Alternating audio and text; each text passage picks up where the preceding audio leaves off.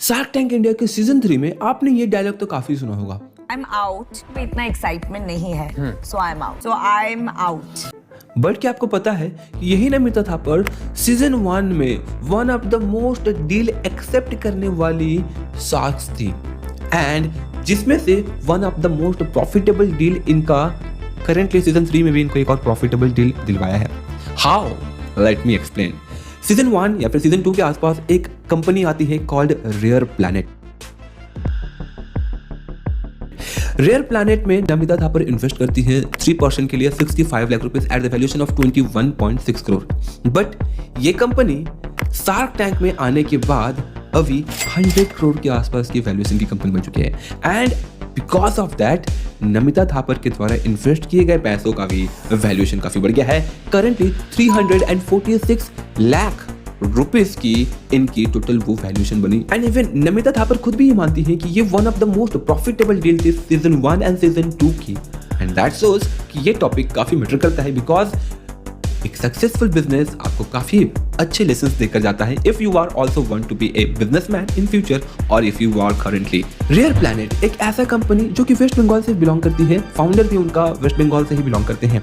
वो 20 रुपए के कप को 450 रुपए में सेल करते पाते हैं कैश है just with the modification in the traditional products and rare planet के फाउंडर की वजह से जो आर्टिस्ट मंथली 10,000 रुपए किसी मंथ कमा पाता था वो currently because of rare planet पर month 40,000 plus for the next 12 month regularly कमा पाता है एंड दैट शोज कि कैसे एक सक्सेसफुल बिजनेस बहुत सारे एम्प्लॉयमेंट भी जनरेट कर पाता है। रेयर प्लैनेट जब शार्क टैंक में आए थे तो उस समय इनके अराउंड 4 स्टॉल्स थे बट करेंटली 50 से ज्यादा स्टॉल इनके अभी मार्केट में है। इनके सेल्स की अगर बात करें तो शार्क टैंक में आने से पहले दैट इज अराउंड 21 एंड 22 के पास 75 लाख पर मंथ की इनकी सेल्स होती थी।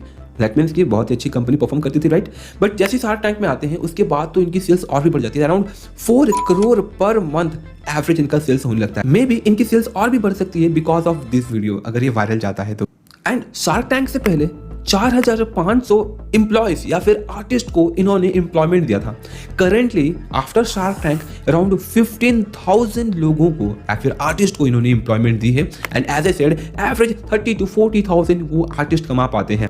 बट रेयर प्लैनेट के फाउंडर राणादीप का विजन काफी बड़ा है, वो इसे 1.5 लाख एम्प्लॉयज तक लेकर जाना चाहते हैं। That means he want to touch more and more artist to help them to get employ. Rare planet के प्रोडक्ट्स की अगर बात करें तो ये नॉर्मल से कप को बहुत ही सुंदर बना देते हैं। आपका जो नॉर्मल कॉपर वाटर बोतल होता है उसे भी वो बहुत ही ब्यूटीफुल सा शेप दे देते हैं एंड ये सारी चीजें होती हैं वेस्ट बंगाल के आर्टिस्ट को लेकर के एंड इवन जो फाउंडर है रेयर प्लैनेट के जो फाउंडर है राणादीप वो भी एक काफी अच्छे आर्टिस्ट है। बट राणादीप जैसे आर्टिस्ट या फिर उनकी कम्युनिटी जो आर्टिस्ट वाली कम्युनिटी होती है उनका प्रोडक्ट उस लेवल पे सेल नहीं हो पाता था जिस लेवल पर होना चाहिए था एंड राणादीप ने अपने स्ट्रेटेजी को यूज करके इन आर्टिस्ट के प्रोडक्ट्स को डायरेक्टली कंज्यूमर तक पहुंचाया एंड जिस वजह से अगर आप देखें तो एक नॉर्मल से 20 रुपए का कप वो 450 में बेच पा रहे हैं, लोग खरीद भी रहे हैं बिकॉज ऑफ दैट कलाकारी एंड दैट शोज कि आप अगर अपने कॉमन बिजनेस में भी एक ट्रेडिशनल फील या फिर ट्रेडिशनल लुक दे पाए तो काफी अच्छा बिजनेस आप भी कर सकते हो। रेयर प्लैनेट की शुरुआत होती है बुक्स स्टोर्स में प्रोडक्ट सेल करने से एंड शुरुआती सेल ही इनकी 1.5 लाख रुपीस की हो जाती है एंड दैट शोज कि ये बिजनेस काफी ग्रो हो सकता था। राणादीप ने इन प्रोडक्ट्स को अगेन कुछ ऐसे लोकेशंस में शिफ्ट किया जहां से ये और भी ज्यादा सेल से ग्रो कर पाए। वो लोकेशन था एयरपोर्ट एंड ऐसे क्राउडी एरिया, वो भी हाई टिकट वैल्यू वाले क्राउडी एरिया जहां से इनकी सेल्स काफी हाई हो गई एंड ऐसे इंपॉर्टेंट लोकेशन को चूज करने की वजह से इनकी जो सेल्स हैं वो ऑनलाइन के मुताबिक बहुत ज्यादा ऑफलाइन सेल्स होती है। ओवरऑल अगर देखें तो 88% इनकी ऑफलाइन सेल्स होती है जो कि मोस्टली एयरपोर्ट्स पे सेल होती है एंड जस्ट 22% प्रोडक्ट्स इनके ऑनलाइन सेल होते हैं। और राणादीप को ऐसे लोकेशंस के लिए 10 से 20% of his margin in airport locations को पे करना पड़ता है but still he choose to be there because अगर आप अपनी कंपनी का ब्रांड वैल्यूएशन बढ़ाना चाहते हैं, हाई लेवल टिकट चाहते हैं तो आपको वो हाई लेवल लोकेशंस को भी चूज करना होगा and he choose to get with the airport and airport पर 1200-1500 या फिर 1800 के प्रोडक्ट को बाय करने में लोग ज्यादा सोचते नहीं है because as you know airport अगर जा रहे हैं तो भाई ऑब्वियसली रईस होगा एंड हाई टिकट वैल्यू वाले कस्टमर्स ही होंगे। सो अगेन यहाँ पर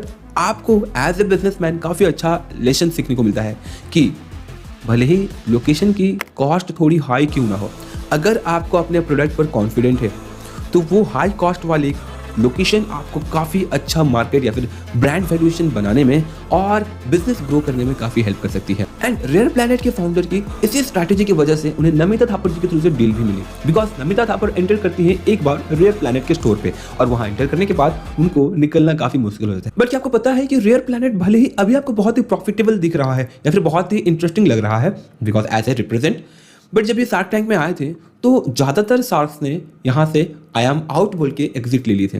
जस्ट नमिता थापर ने ही यहाँ पर इन्वेस्ट किया था। ओवरऑल अगर देखा जाए तो नमिता थापर ने अपने इमोशंस पर या फिर वो क्या फील करती हैं उस पर उन्होंने बेट लगाया था एंड इस बेट ने इन्हें काफ़ी अच्छा रिटर्न्स दिया। यहाँ आपको एज एन इन्वेस्टर भी एक लेसन देखने को मिलता है कि अगर आप बिलीव करते हो, अगर आप सुपर कॉन्फिडेंट है उनके प्रोडक्ट या फिर किसी भी कंपनी के प्रोडक्ट को लेकर के, उनके सर्विसेज को लेकर के, तो शायद आपकी इन्वेस्टमेंट ऑन दैट कंपनी आपको काफ़ी अच्छा ग्रोथ दे सकती है, ना कि फॉल्स रिपोर्ट को देख करके आप वहाँ पर इन्वेस्ट करो। ओवरऑल अगर देखें तो काफ़ी सक्सेसफुल बिजनेस रहा रेयर प्लैनेट का एंड अगेन ये कंपनी आगे और भी बढ़ने वाली है। आशा करता हूं कि आपको वीडियो अच्छी लगी होगी। अगली वीडियो अगेन हमारी नमिता थापर जी के one of the best deal के रिगार्डिंग भी हो सकती है, दैट इज मैत्री। एंड मैत्री एक ऐसा प्रोडक्ट था शार्क टैंक इंडिया सीजन 3 में जिसे सारे के सारे शार्क्स लेना चाहते थे। इवन रितेश जो कि फाउंडर है, उन्होंने इस कंपनी को one of the highest valuation दिया था, बट इन सबको रिजेक्ट करते हुए उन फाउंडर्स ने चूज किया नमिता एंड अमन गुप्ता को। इस टॉपिक के ऊपर भी बहुत ही जल्द हमारी वीडियो आने वाली है। अगर आप इस वीडियो को डिटेल एनालिसिस चाहते हैं तो चैनल को सब्सक्राइब, इस वीडियो को लाइक एंड स्टे ट्यून जरूर रहें ताकि आपको ऐसे वीडियो मिलते रहें। So that's all, this is Rahul signing off.